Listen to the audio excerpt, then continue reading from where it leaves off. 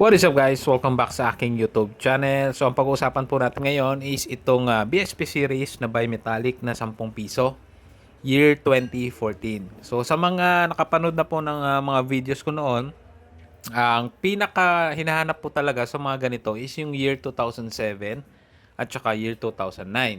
So yung pong mga yon ay nasa around 1.5 to 2.5 po. Depende po sa kondisyon.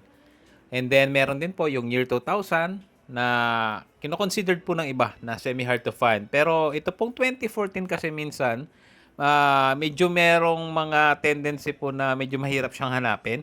Lalo na po sa mga nagbubuo ng mga year po ng 10 piso. Pero unlike syempre sa mga 2007 at 2009, syempre mga hard to find talaga yan.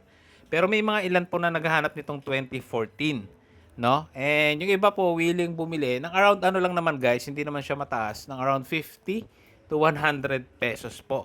Depende po sa kondisyon at syempre depende din po sa gustong bumili nito. Pero generally speaking guys, 2007 tsaka 2009 po yung hard to find. So kahit pa paano itong 2014 po, may mga iilan po na naghahanap talaga nito, no? Pero hindi po lahat.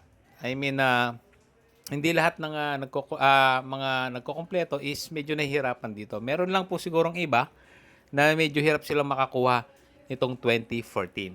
So kung meron po kayong ganito tapos may makita po kayong naghahanap, pwede nyo pong i-offer sa kanila itong mga ganito pong coins, especially itong 2014. So yun lang guys, share ko lang yung idea or knowledge ko regarding this coin, which is yung 2014. And hindi po ako bumibili nito guys, nagbibigay lamang po ako ng information at tamang value ng mga coins po. So muli guys, maraming salamat sa panonood.